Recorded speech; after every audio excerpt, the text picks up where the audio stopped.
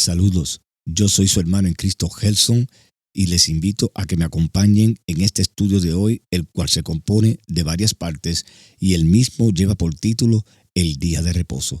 Este estudio viene a raíz de muchas preguntas y comentarios que han llegado a mí sobre el Día de Reposo.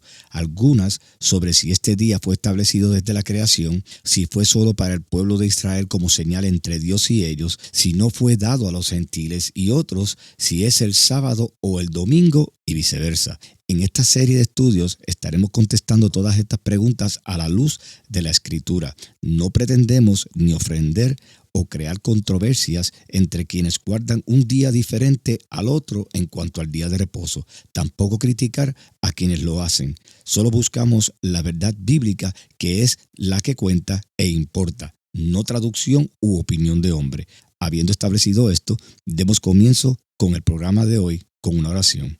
Señor y Padre nuestro, te damos las gracias por el día de vida que nos has concedido y todas las bendiciones que nos has dado a través de él. Antes que todo, pedimos perdón por nuestros pecados y pedimos humildemente la dirección y revelación de tu Espíritu Santo para con el tema de hoy. Que todos podamos escuchar tu voz y tu voz solamente, no la de hombre y muy en especial la mía. Que toda duda quede aclarada ante tu luz y la que importa en tu palabra. Solo buscamos que tú seas glorificado y enaltecido y nada más. En el nombre de Cristo Jesús pedimos. Amén. Comencemos con la primera parte de este programa, el día de reposo. ¿Sabes para qué y lo que significa? ¿Será el día de reposo un asunto de salvación? Leamos la respuesta contundente de Jesús a los fariseos que señalaban a los discípulos de recoger espigas y trabajar para ello en el día de reposo, o sea, sábado. Le voy a estar leyendo de la traducción Lenguaje Actual. Busquemos en el libro de Mateo, capítulo 12, versículos 4 al 8. Mateo, capítulo 12, versículos 4 al 8. Dice allí: ¿No han leído en la Biblia lo que hizo el rey David cuando él y sus compañeros tuvieron hambre? Entraron en la casa de Dios y comieron el pan sagrado. Ni a David ni a sus compañeros les estaba permitido comer ese pan. Solo los sacerdotes podían comerlo. ¿Tampoco han leído los libros de la ley de Moisés? ¿No saben que los sacerdotes pueden trabajar en el templo en el día de descanso sin que nadie los acuse de nada?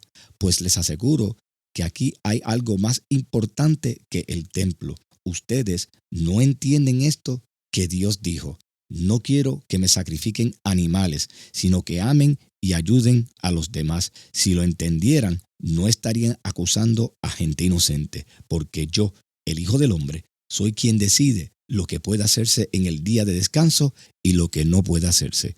Palabra de Dios.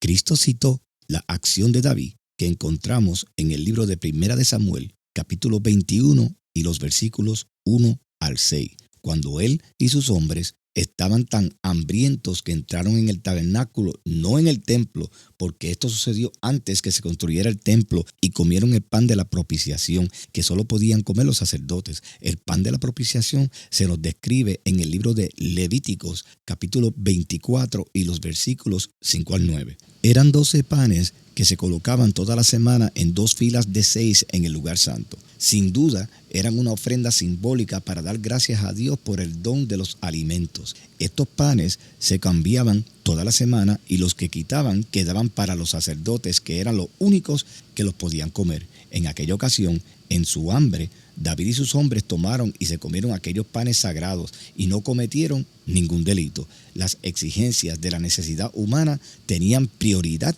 por encima de cualquier costumbre ritual.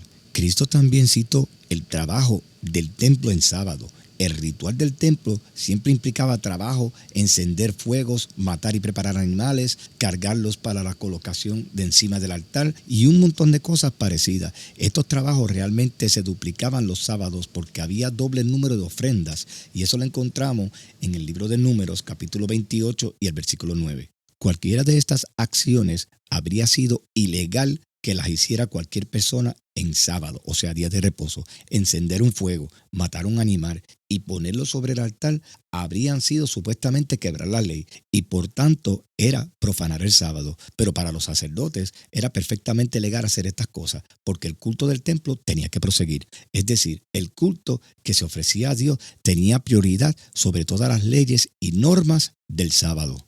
Ahora Cristo cita la palabra que Dios le dio al profeta Oseas, porque misericordia quiero y no sacrificio. Oseas capítulo 6, versículo 6. Lo que Dios desea mucho más que los sacrificios rituales es la amabilidad, el espíritu que no reconoce otra ley que la que impulsa a responder a la llamada de la necesidad humana, haciendo todo lo posible por ayudar.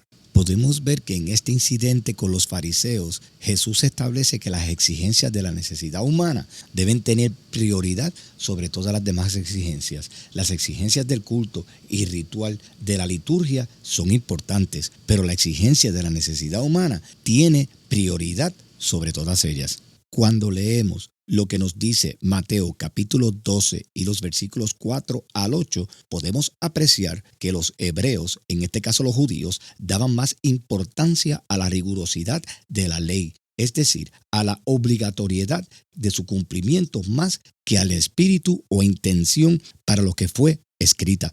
Ahora yo quiero entrar en los aspectos espirituales de la ley y no la escrita en piedra. El apóstol Pablo dijo y escribió en el libro de Romanos, capítulo 7 y el versículo 14, lo siguiente: sabemos, en efecto, que la ley es espiritual, pero yo soy meramente humano y estoy vendido como esclavo al pecado. Palabra de Dios. Nunca Jesús abrogó el principio de un día de descanso, sino solo su abuso por parte de los dirigentes judíos. Él afirmó que el día de descanso fue dado para el bienestar espiritual y físico de los seres humanos. Dijo Jesús, el día de descanso se hizo para satisfacer las necesidades de la gente y no para que la gente satisfaga los requisitos del día de descanso. Palabra de Dios. Marcos capítulo 2 y el versículo 27. El propósito espiritual de un séptimo día de descanso es de beneficio para el creyente. Se empleaba en el Antiguo Testamento como día para descansar del trabajo y dedicarse a Dios, un tiempo especial para conocer a Dios y adorarlo, y para concentrarse en público y privado a las cosas del Señor.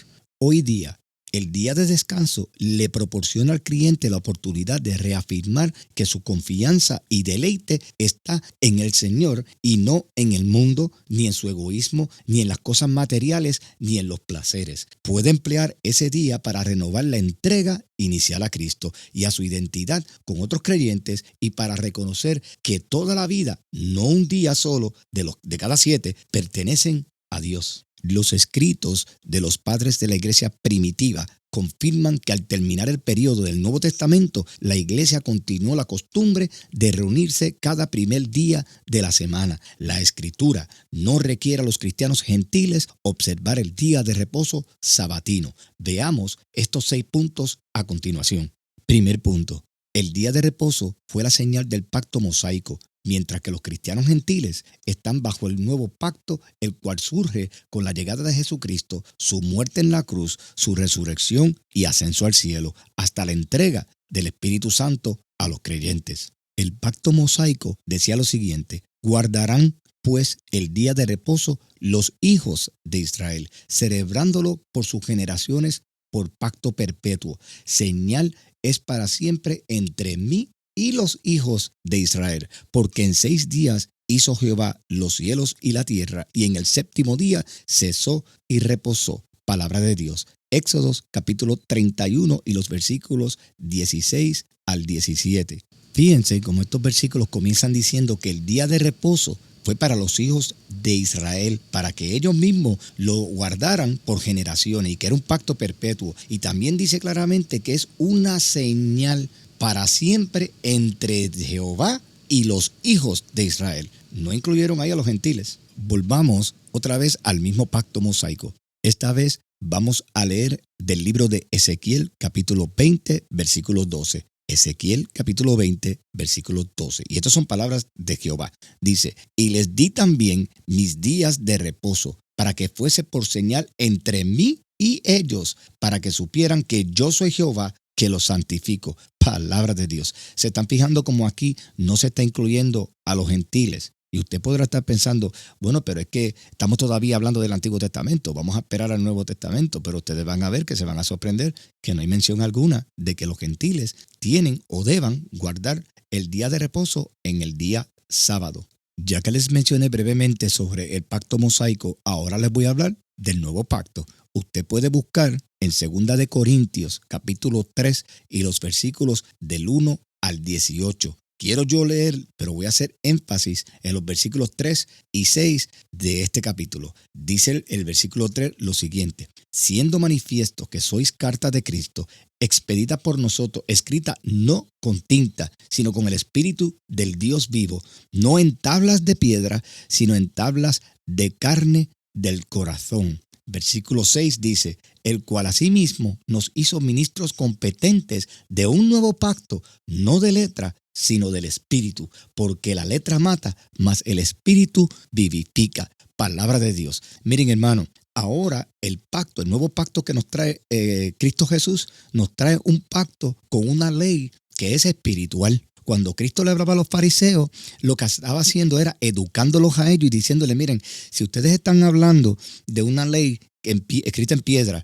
que es un pacto que ahora estaba por pasar con la llegada de Cristo, ustedes llevaban esa ley literal. Y yo les estoy diciendo a ustedes que esta ley es espiritual, porque si bien es cierto que dice que no matará, y si tú matas literalmente a alguien, estás violando ese mandamiento, pero tampoco es menos cierto que cuando tú ignoras a una persona, hablas mal de una persona, estás matándola, porque le estás matando la reputación a la persona y estás haciendo o dando a entender que esa persona no existe para ti. Y eso es lo que Cristo quería decirle. Esto iba mucho más allá que simplemente pensar en la parte literal de no matar a nadie, porque todos sabemos que matar a alguien es malo. Ahora, sabemos que nos dice en el libro de Jeremías, capítulo 31, el versículo 33, que Dios le había dicho al profeta de antemano que iba a llegar un pacto nuevo y que ahora en ese pacto la ley ya no iba a estar escrita en piedra, sino que ahora iba a estar escrita ¿en dónde? En nuestras mentes y en nuestros corazones. ¿Y quién es el que nos redarguye a nosotros cuando estamos violando esa ley? El Espíritu Santo que mora en nosotros, que llegó a través del nuevo pacto.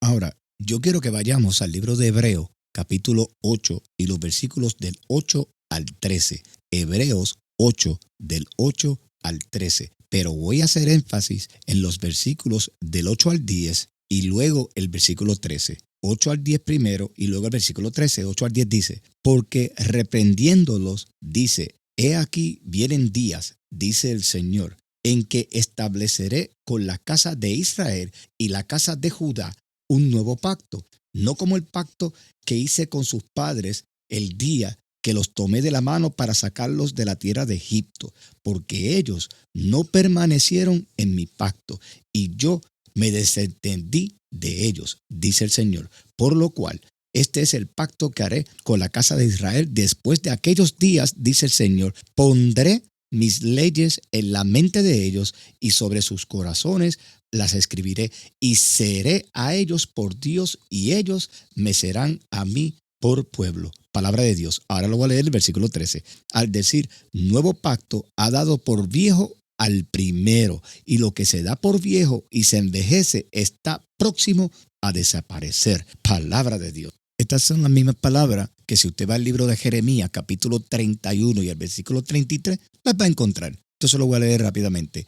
Dice allí: este es el pacto que después de aquellos tiempos haré con el pueblo de Israel, afirma el Señor. Pondré mi ley en su mente y la escribiré en su corazón. Yo seré su Dios y ellos serán mi pueblo. Palabra de Dios. Estas son las palabras de Jehová hacia Jeremías.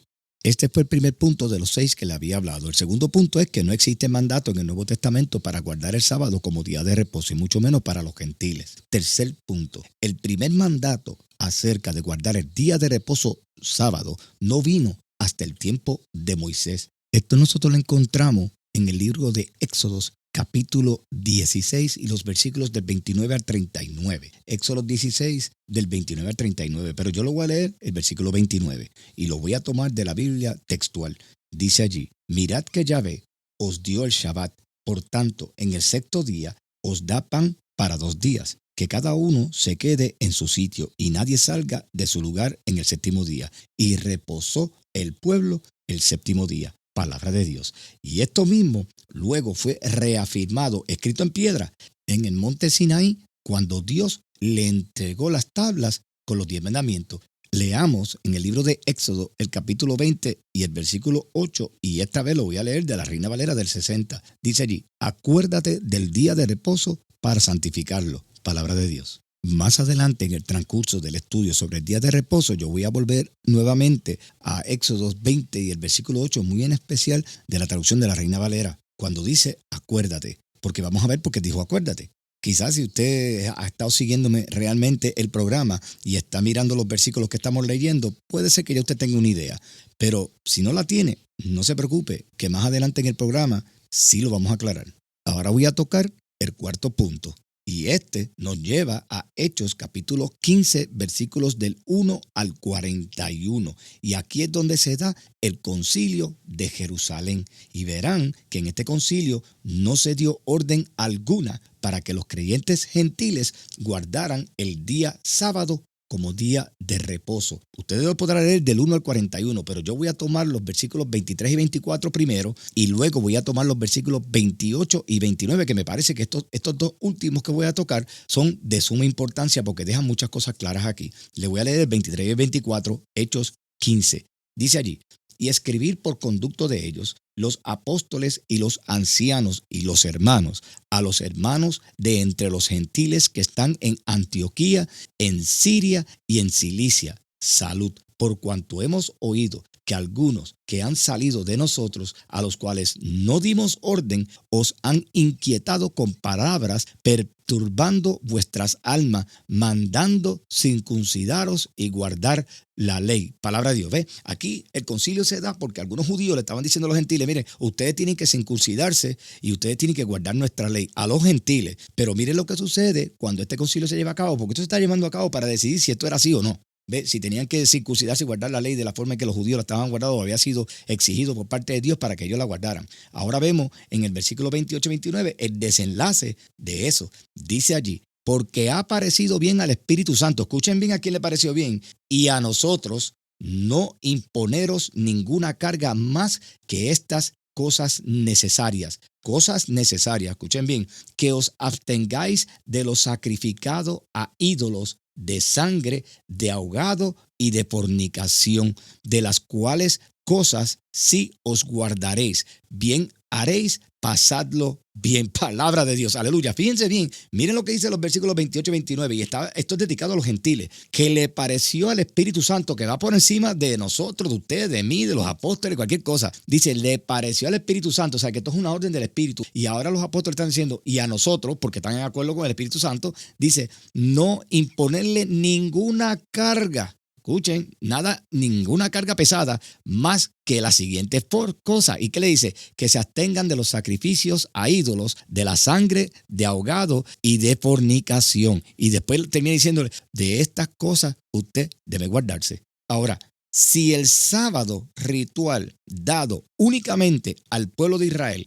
hubiese sido importante y hubiese sido tema de salvación, ¿usted no cree que el mismo Espíritu Santo hubiese incluido el sábado día de reposo ahí? No lo incluyó. ¿Por qué? Porque el Espíritu Santo es parte del nuevo pacto, y el Espíritu Santo, que es quien mora en nosotros, quien nos está mostrando cuando violamos esa ley espiritual, es la misma persona que le está diciendo ahora a los gentiles: ustedes lo único que tienen que abstenerse es de los sacrificios a los ídolos y de la sangre y de la fornicación. No está mencionando el sábado como día de reposo. Muy importante, porque aquí esto no es palabra de hombre, aquí esto es palabra del Espíritu Santo. Alabado sea Dios. Quinto punto. Pablo nunca hizo advertencias a los cristianos acerca de la transgresión al día sábado de reposo. Sexto punto. El Nuevo Testamento enseña de manera explícita que guardar el día sábado de reposo no era un requisito para los gentiles. Veamos las palabras de Pablo en el libro de Romanos capítulo 14 y el versículo 5. Dice lo siguiente: uno hace diferencia entre día y día, otro juzga iguales todos los días. Cada uno esté plenamente convencido en su propia mente. Palabra de Dios. Vamos a tomar detenidamente este versículo 5 de Romanos 14. Las palabras de Pablo comienzan así: uno hace diferencia entre día y día. ¿Dónde lo vemos hoy? Tenemos la facción gentil judaizante, los adventistas del séptimo día, y una parte de los bautistas del séptimo día, que creen que el día es el sábado. Y dice Pablo, otros juzgan iguales todos los días. Hay personas que no tienen un día en específico y guardan cualquier día de la semana porque ellos entienden que todos los días son de Dios. Y hay otro que dice que es el domingo. ¿Ve? Pero mira lo que dice Pablo, cada uno esté plenamente convencido en su propia mente. En otras palabras, si tú crees que es el sábado, pues, y estás convencido de eso, quédate ahí. Si tú crees que es el domingo, quédate ahí. Si tú crees que es cualquier otro día de la semana, quédate ahí. Lo que yo no quiero, y entiendo que es lo que Pablo quiere decir, es que no se estén criticando uno al otro. Escuchen lo que el mismo apóstol Pablo, en el libro de Colosenses, capítulo 2, los versículos 16 al 17, nos habla sobre el asunto. Pablo dice, por tanto, nadie os juzgue en comida o en bebida, o en cuanto a días de fiesta, luna nueva o día de reposo, todo lo cual es sombra de lo que ha de venir. Pero el cuerpo, alabado sea Dios, es de Cristo. En otras palabras, Pablo te está diciendo a ti, si tú guardas el sábado, no juzgue al que no lo guarda. Y el que no lo guarda sábado, no juzgue al que lo guarda. ¿Me están entendiendo? Porque cada uno debe estar convencido que lo que está haciendo, ese es el día y lo está haciendo para el Señor. ¿Están escuchando? Aquí no se trata de venir a criticar a nadie ni estar diciendo porque tú violaste el cuarto mandamiento, que es sábado, te vas a perder porque la palabra dice que el que viola uno lo violó todo. Y esto lo he oído yo de muchos hermanos adventistas del séptimo día.